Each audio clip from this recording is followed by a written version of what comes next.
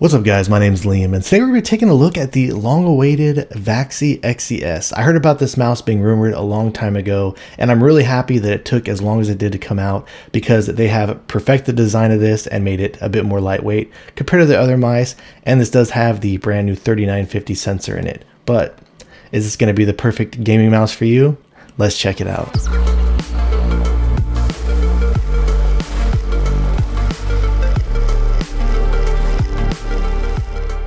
Before we get started today, I did want to let you know that Vaxee did send this out to me. However, everything you're going to be hearing in this video is going to be my own words and my own opinions. This will come included with one of their USB-C cables, and the 4K receiver is going to be included with this as well. Vaxee did mention to me that they are going to have to increase the price of this by $10 compared to their older models due to the new internal working design and that new 3950 sensor, but in my opinion, it is well worth it. And one of the ways that they did make this more lightweight is this new improved design over here on the bottom. Taking a look at one of their previous models, you can see here they did have these multiple button functions down here. This pretty much still does the same thing, but it just operates a little bit differently. So starting out, if you wanted to select your DPI, you can just press this button to change the color of your DPI. And then if you hold down this button, it'll then go over to the next section. And this section right here is the polling rate.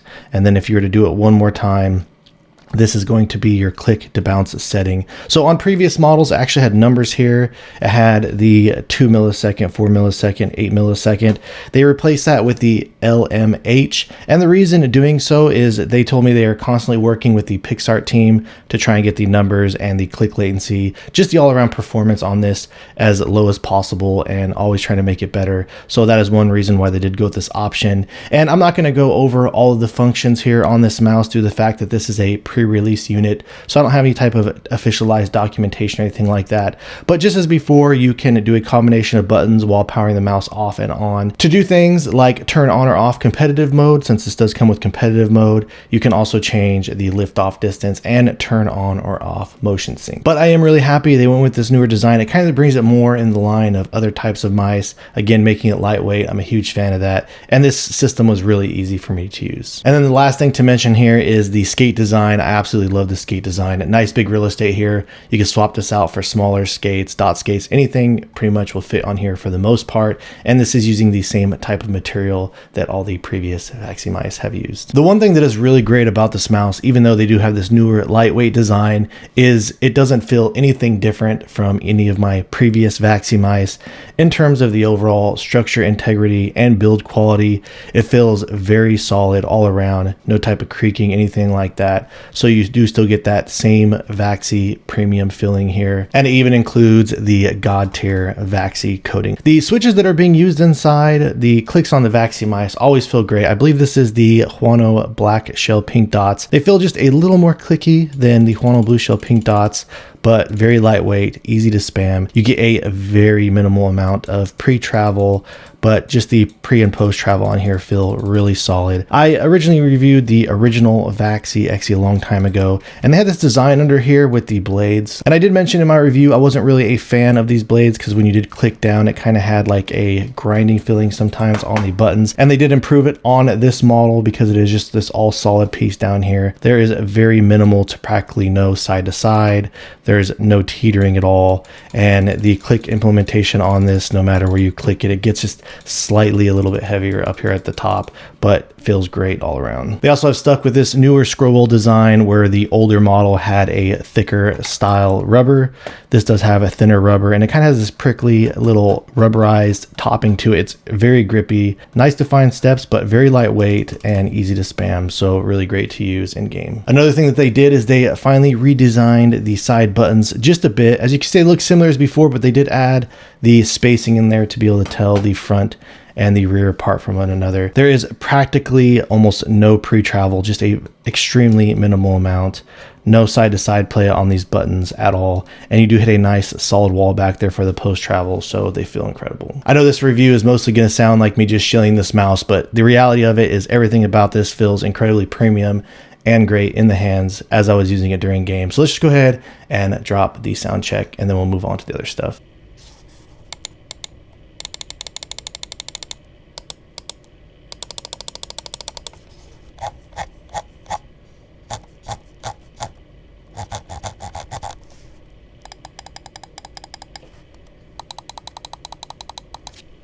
When it comes to the weight and balance, everything about the balance of this feels flawless and spot on. Perfect front to back and even left to right. As I was taking a look at the internals on this, it does look like they are using a 400 milliamp hour battery. For those of you that are interested, it was coming in just right over 8 grams. And when it comes to the weight of this mouse, dropping it on my scale, it's coming in just right over 60 grams. Unfortunately, I did hook it up to my XLAT system. It wasn't registering with the latest firmware I do have installed on it. So I do apologize, I'm not able to get you guys any numbers, but take it from me, it really feels like it's on par with all the top performing gaming mice out there. And I have been talking to Vaxee. They did tell me that the performance on this has been slightly improved over the previous models. And it's not just due to the fact of the 3950 sensor, it's due to the fact that they've been working endlessly with the PixArt team to just constantly improve the numbers of this. But I have been using it in competitive mode with the click to bounce set at the lowest setting with the 4K polling rate, and everything about it has been feeling great on my system. When it comes to the shape of this, it kind of has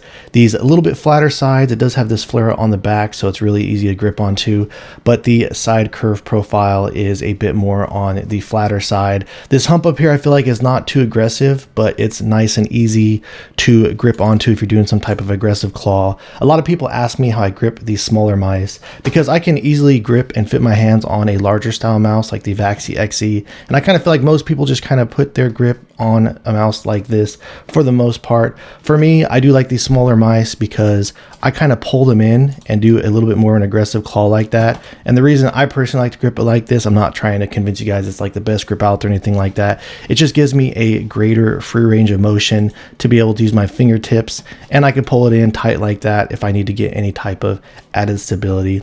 But again, I can't emphasize enough how much I've been loving the feeling of the shape and the size of it. It truly has been working out perfectly for my hand size. And for those of you interested in my hand size, I do always include that at the very bottom of the description of my videos. When taking a look of it next to the original Vaxee XE, when you put these together, it doesn't really look that much smaller in terms of the overall length. But as you can see down here, it does have a more narrow grip width. The rear hump over here on the back doesn't sit up as high or feel as wide at the top of the hands. And here is a look of what they look like on the side profile.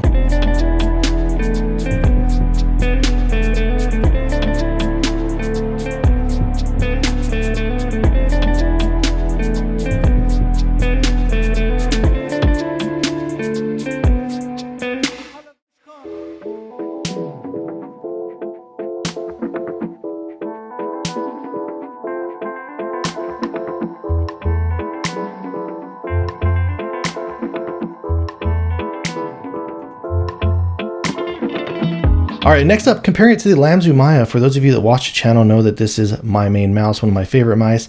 And when you stack these next to each other, you can see clearly why I do like the Vaxee XE so much. So one thing I do want to say about these mice, they do kind of both have the flatter feeling on the side profile, but the Vaxee XE does flare out more aggressively down here to the rear. And one thing I do see a lot of people say about this Maya is when you're gripping the Maya, it does feel more narrow down at the bottom, and it kind of flares out more towards the top, so it feels wider at the top than it does down at the bottom. So if you're not a fan of that feeling, which I have seen people mention, then the Vaxee XE does feel different. So the Vaxee XE does feel wider at the bottom than the Maya does, and it does have the flatter feelings on the sides. So I do feel like this shape might work out more for a wider variety of people depending on your grip style. But looking at these from the rear, the Maya does feel a little bit wider at the top, even though it still does curve down, and this does feel a little bit flatter up there.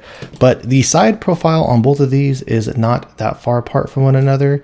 I do feel like the hump on these does feel a little bit more less aggressive compared to other models, say like the Razer Viper Mini or the Hottie S Plus.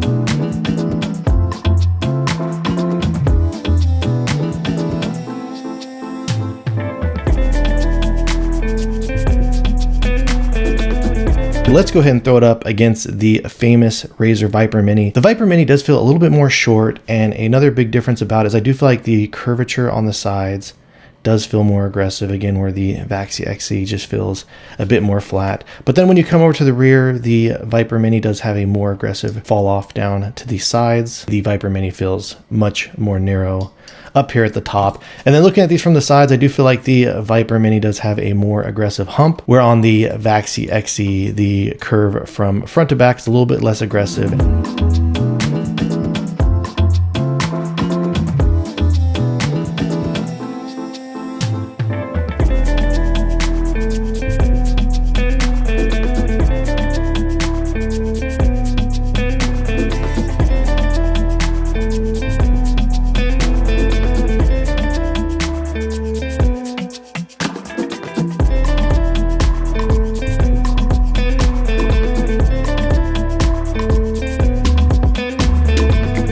Alright guys, so that about wraps things up on the brand new Vaxee XE. If you are a fan of smaller mice like the Maya or the Razer Viper Mini, I would go ahead and categorize this mouse as a must-have. I feel like the shape of this has just been falling in my hands really comfortably, and I really do like the fact how it has this really low front end.